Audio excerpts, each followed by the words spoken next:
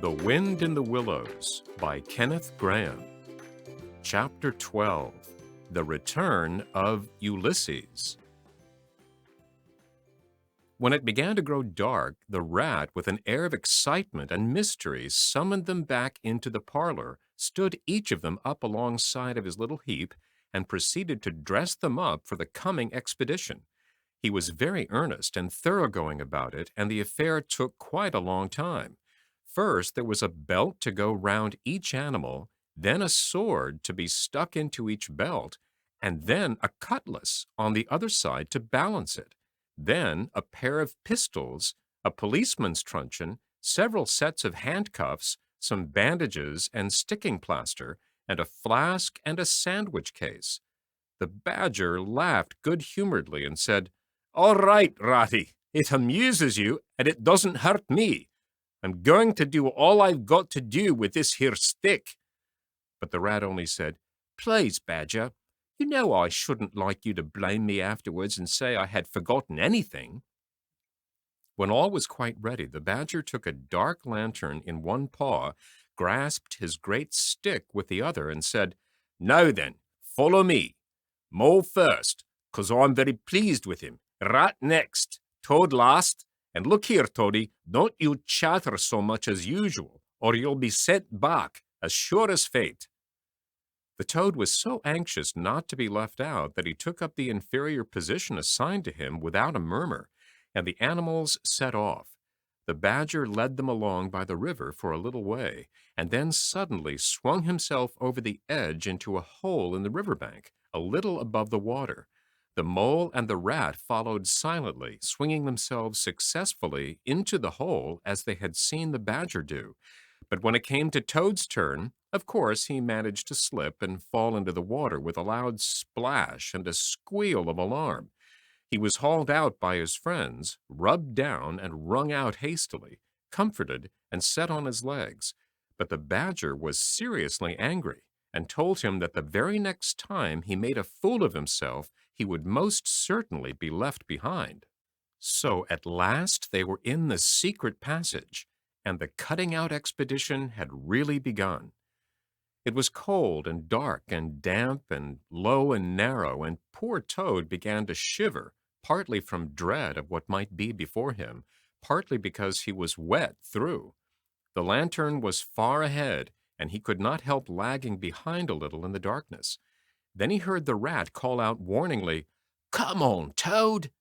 And a terror seized him of being left behind, alone in the darkness. And he came on with such a rush that he upset the rat into the mole and the mole into the badger, and for a moment all was confusion. The badger thought they were being attacked from behind, and as there was no room to use a stick or a cutlass, drew a pistol and was on the point of putting a bullet into Toad. When he found out what had really happened, he was very angry indeed, and said, "Now this time that tiresome Toad shall be left behind." But Toad whimpered, and the other two promised that they would be answerable for his good conduct. And at last the badger was pacified, and the procession moved on.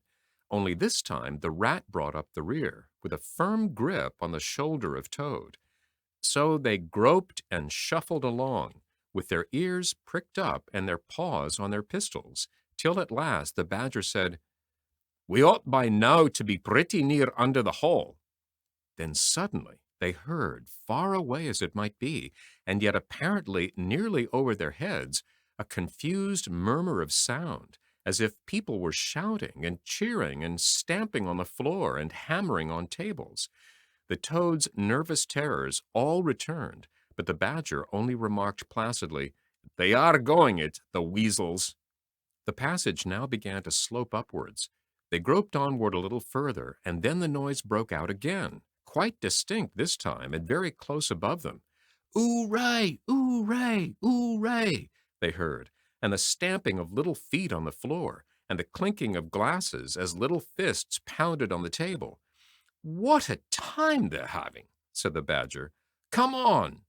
They hurried along the passage till it came to a full stop, and they found themselves standing under the trap door that led up into the butler's pantry. Such a tremendous noise was going on in the banqueting hall that there was little danger of their being overheard. The Badger said, "Now, boys, all together!" And the four of them put their shoulders to the trap door and heaved it back. Hoisting each other up, they found themselves standing in the pantry with only a door between them and the banqueting hall, where their unconscious enemies were carousing. The noise as they emerged from the passage was simply deafening. At last, as the cheering and hammering slowly subsided, a voice could be made out saying, "Well, I do not propose to detain you much longer." Great applause.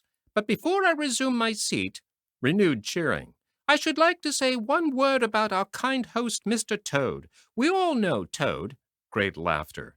"Good Toad, modest Toad, honest Toad." Shrieks of merriment.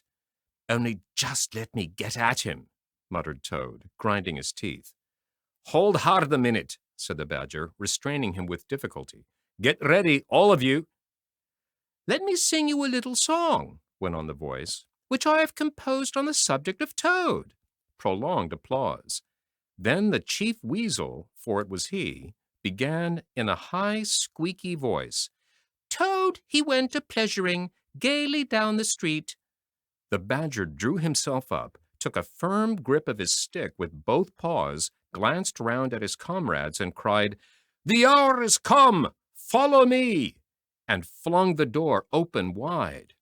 My, what a squealing and a squeaking and a screeching filled the air! Well might the terrified weasels dive under the tables and spring madly up at the windows. Well might the ferrets rush wildly for the fireplace and get hopelessly jammed in the chimney. Well might tables and chairs be upset, and glass and china be sent crashing on the floor. In the panic of that terrible moment when the four heroes strode wrathfully into the room, the mighty Badger, his whiskers bristling, his great cudgel whistling through the air, Mole, black and grim, brandishing his stick and shouting his awful war cry, "A mole! A mole!" Rat, desperate and determined, his belt bulging with weapons of every age and every variety. Toad, frenzied with excitement and injured pride, swollen to twice his ordinary size, leaping into the air and emitting toad whoops that chilled them to the marrow. "Toad, he went a-pleasuring," he yelled. "I'll pleasure them." And he went straight for the chief weasel. They were but four in all, but to the panic-stricken weasels, the hall seemed full of monstrous animals, gray, black, brown, and yellow, whooping and flourishing enormous cudgels. And they broke and fled with squeals of terror and dismay, this way and that, through the windows, up the chimney, anywhere to get out of reach of those terrible sticks. The affair was soon over. Up and down the whole length of the hall strode the four friends, whacking with their sticks at every head that showed itself, and in 5 minutes the room was cleared. Through the broken windows, the shrieks of terrified weasels escaping across the lawn were borne faintly to their ears. On the floor lay prostrate some dozen or so of the enemy, on whom the Mole was busily engaged in fitting handcuffs.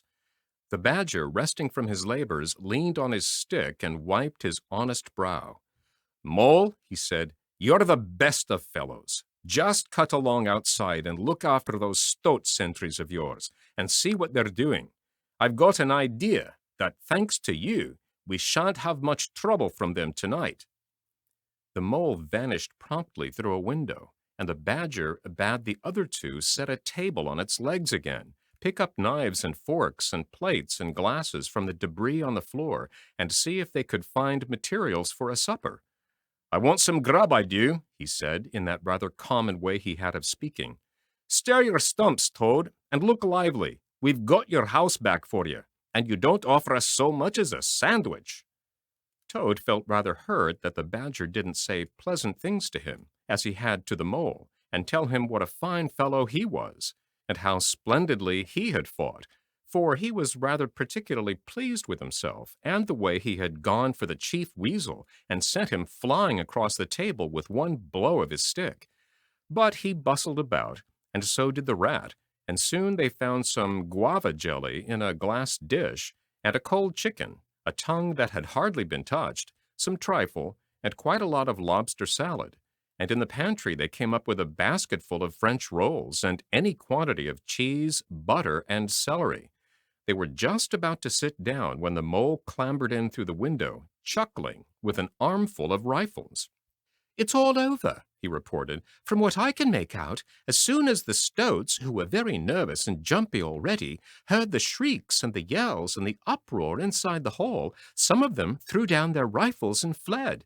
The others stood fast for a bit, but when the weasels came rushing out upon them, they thought they were betrayed, and the stoats grappled with the weasels, and the weasels fought to get away, and they wrestled and wriggled and punched each other and rolled over and over, till most of 'em rolled into the river.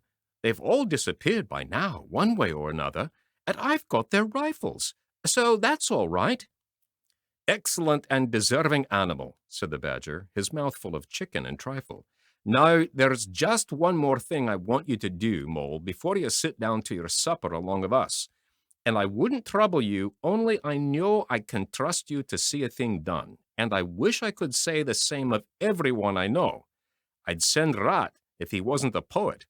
I want you to take those fellows on the floor there upstairs with you, and have some bedrooms cleaned out and tidied up and made really comfortable.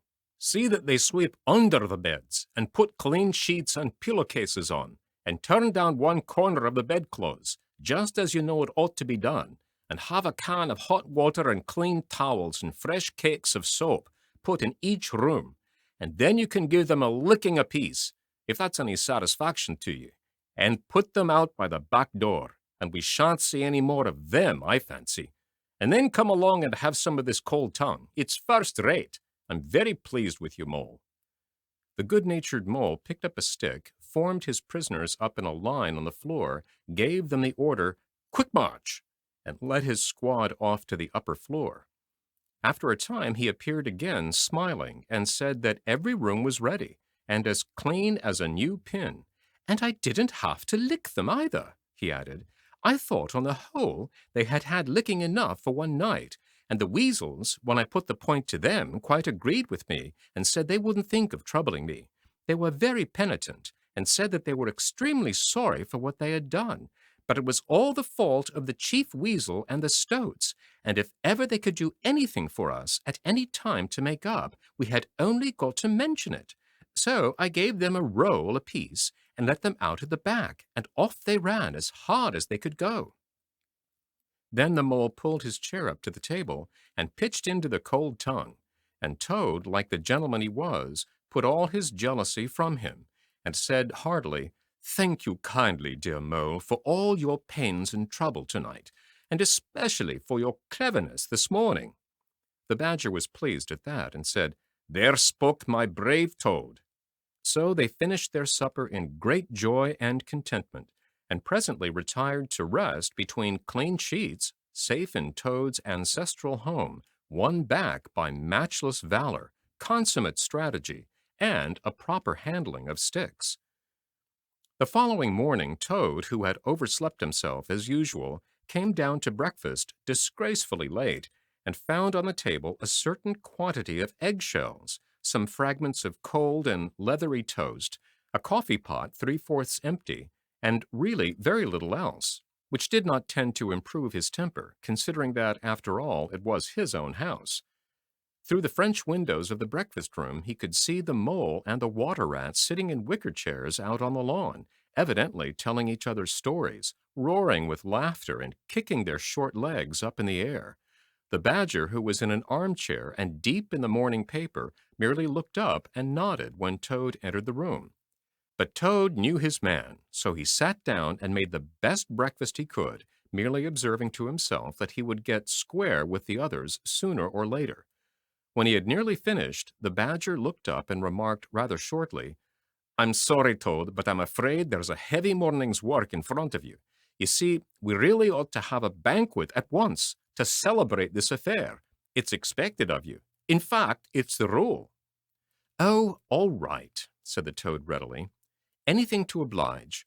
Though why on earth you should want to have a banquet in the morning I cannot understand.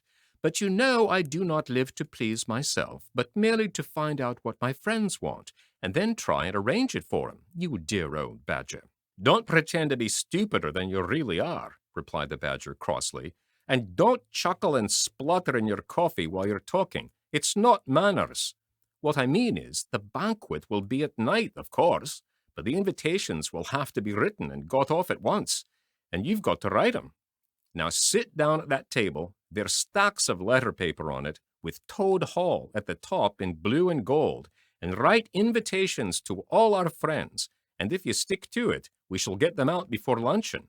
And I'll bear a hand too, and take my share of the burden. I'll order the banquet." "What?" cried Toad, dismayed. "Me stop indoors and write a lot of rotten letters on a jolly morning like this, when I want to go around my property and set everything and everybody to rights, and swagger about and enjoy myself? Certainly not. I'll see you— Stop a minute, though. Why, of course, dear Badger. What is my pleasure or convenience compared with that of others? You wish it done, and it shall be done. Go, Badger, order the banquet, order what you like, then join our young friends outside in their innocent mirth, oblivious of me and my cares and toils. I sacrifice this fair morning on the altar of duty and friendship." The badger looked at him very suspiciously, but Toad's frank, open countenance made it difficult to suggest any unworthy motive in this change of attitude. He quitted the room, accordingly, in the direction of the kitchen, and as soon as the door had closed behind him, Toad hurried to the writing table. A fine idea had occurred to him while he was talking. He would write the invitations, and he would take care to mention the leading part he had taken in the fight, and how he had laid the chief weasel flat, and he would hint at his adventures, and what a career of triumph he had to tell about, and on the fly-leaf he would set out a sort of a program of entertainment for the evening, something like this, as he sketched it out in his head. Speech by Toad. There will be other speeches by Toad during the evening. Address by Toad. Synopsis. Our prison system, the waterways of Old England, horse dealing and how to deal, property, its rights and its duties, back to the land, a typical English squire. Song by Toad, composed by himself. Other compositions by Toad will be sung in the course of the evening by the composer. The idea pleased him mightily, and he worked very hard and got all the letters finished by noon, at which hour it was reported to him that there was a small and rather bedraggled weasel at the door, inquiring timidly whether he could be of any service to the gentleman. Toad swaggered out and found it was one of the prisoners of the previous evening, very respectful and anxious to please. He patted him on the head, shoved the bundle of invitations into his paw, and told him to cut along quick and deliver them as fast as he could, and if he liked to come back again in the evening, perhaps there might be a shilling for him, or again perhaps there mightn't, and the poor weasel seemed really quite grateful, and hurried off eagerly to do his mission. When the other animals came back to luncheon, very boisterous and breezy after a morning on the river, the mole, whose conscience had been pricking him, looked doubtfully at Toad, expecting to find him sulky or depressed.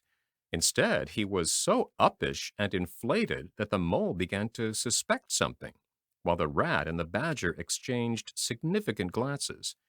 As soon as the meal was over, Toad thrust his paws deep into his trouser pockets, remarked casually, "Well, look after yourselves, you fellows. Ask for anything you want," and was swaggering off in the direction of the garden, where he wanted to think out an idea or two for his coming speeches, when the rat caught him by the arm. Toad rather suspected what he was after, and did his best to get away, but when the badger took him firmly by the other arm, he began to see that the game was up. The two animals conducted him between them into the small smoking room that opened out of the entrance hall, shut the door, and put him into a chair. Then they both stood in front of him, while Toad sat silent and regarded them with much suspicion and ill humor. "Now look here, Toad," said the rat. "It's about this banquet, and very sorry I am to have to speak to you like this, but we want you to understand clearly once and for all that there are going to be no speeches and no songs. try and grasp the fact that on this occasion we're not arguing with you. We are just telling you." Toad saw that he was trapped.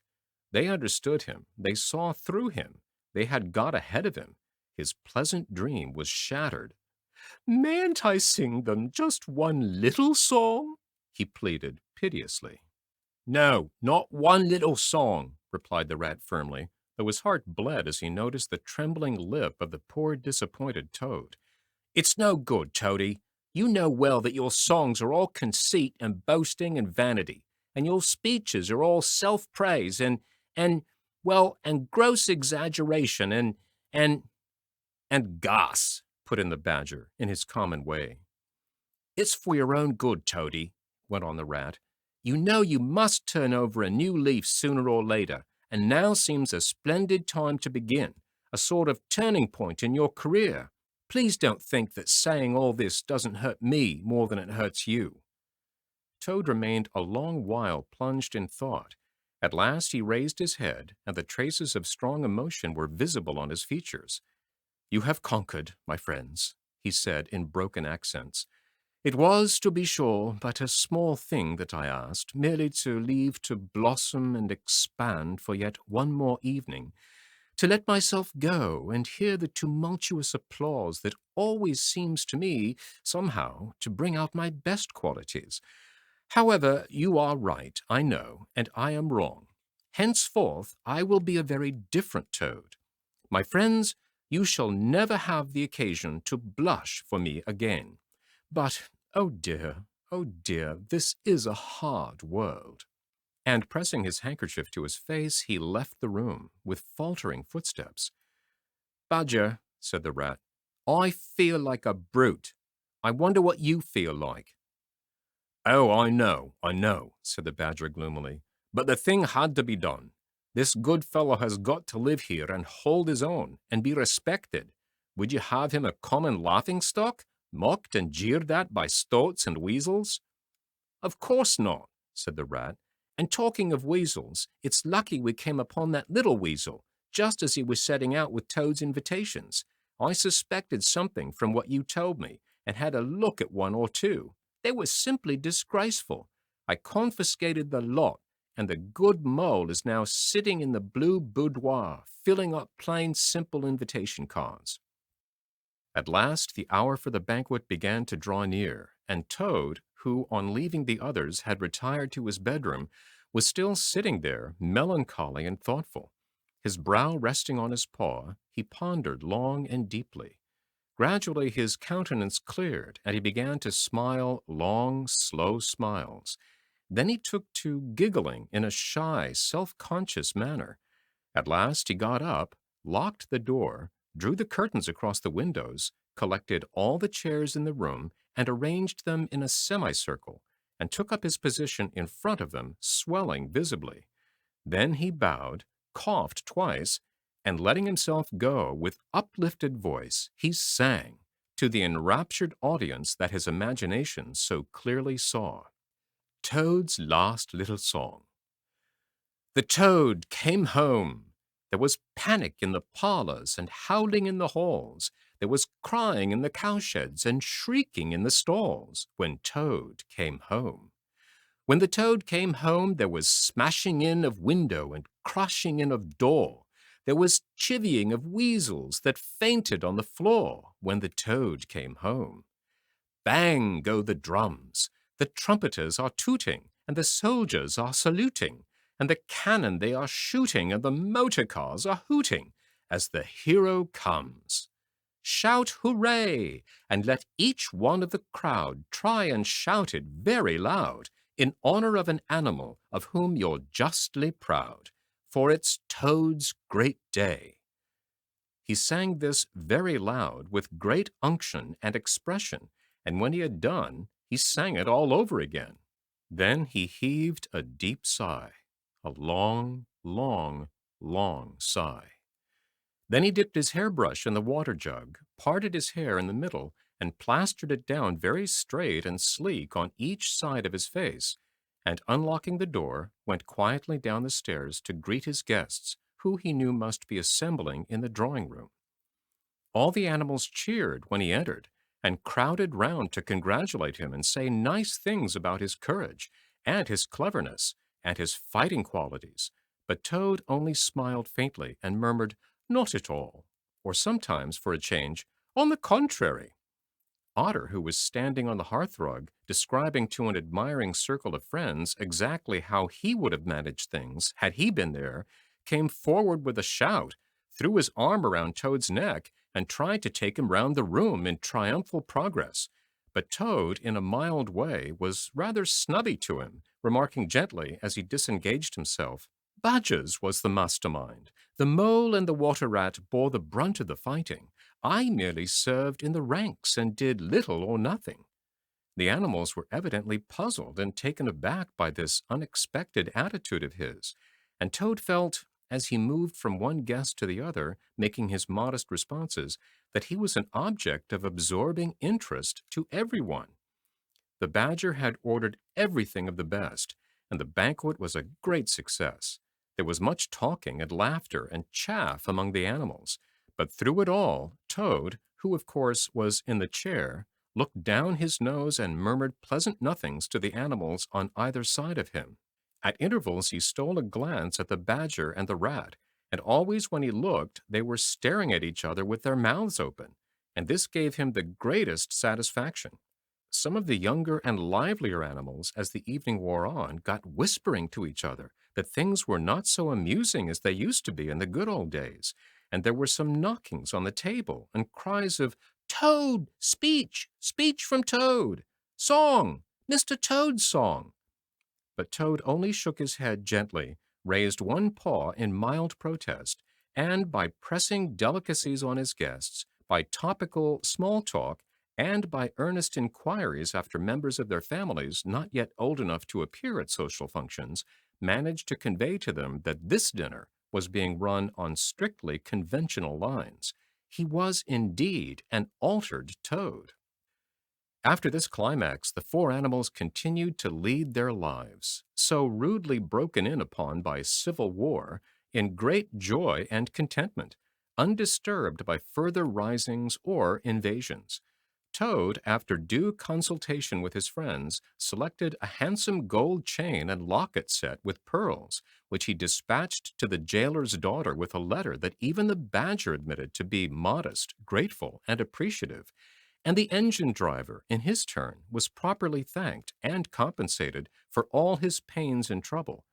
Under severe compulsion from Badger, even the barge-woman was, with some trouble, sought out, and the value of her horse discreetly made good to her, though Toad kicked terribly at this, holding himself to be an instrument of fate sent to punish fat women with mottled arms who couldn't tell a real gentleman when they saw one.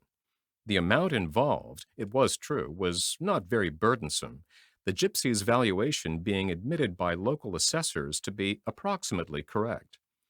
Sometimes in the course of long summer evenings, the friends would take a stroll together in the wildwood, now successfully tamed so far as they were concerned, and it was pleasing to see how respectfully they were greeted by the inhabitants, and how the mother weasels would bring their young ones to the mouths of their holes and say, pointing, "Look, baby, there goes the great Mr. Toad, and that's the gallant water rat, a terrible fighter, walking along a him.